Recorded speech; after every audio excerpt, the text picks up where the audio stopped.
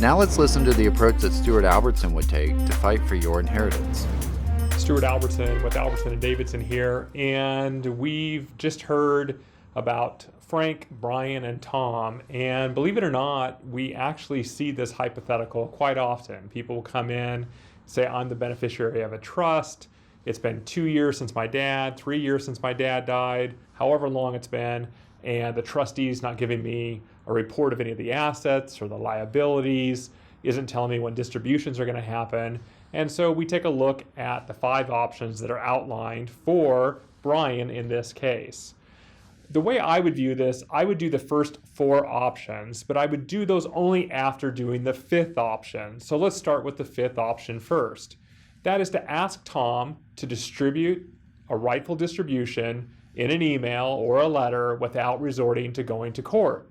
We should do this for several reasons. Number 1, Tom just might actually make the distribution.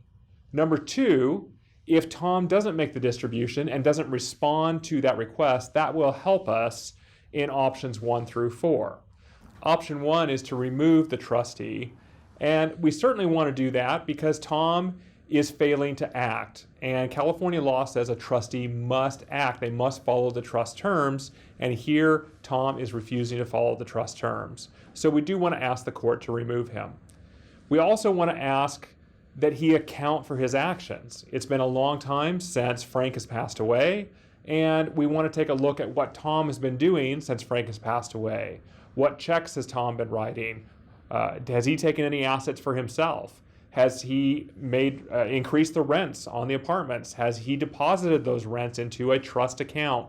Those are all things we want to see in a trust accounting.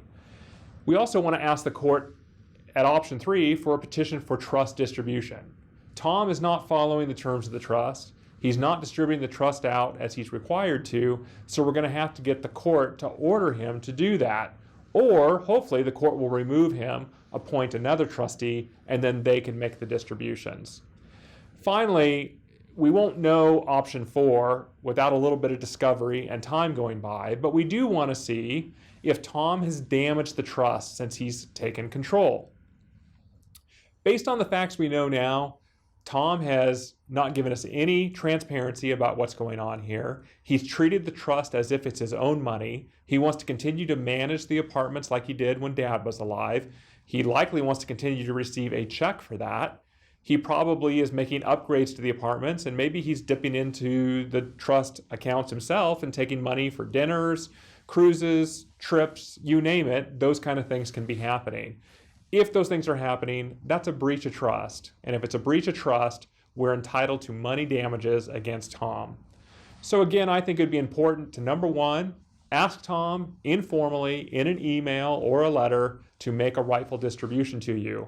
When Tom doesn't, we're going to combine options 1 through 4, bring them all at one time together, and then we'll flesh out to see whether the court will remove Tom as trustee, perhaps appoint an interim trustee. We'll see if the court will require Tom to account, which based on these facts, more than likely the court will require that he account. And we'll see if we can get a preliminary distribution by either court order or by an interim trustee who the court appoints to take over for Tom, since Tom is refusing to act. And finally, if Tom has damaged the trust, if he hasn't managed the trust assets correctly, just negligently, or maybe intentionally, if there are money damages that flow from that, we will ask the court to award damages, a surcharge against Tom, so that money comes over to Brian to make Brian whole for his interest in the trust estate.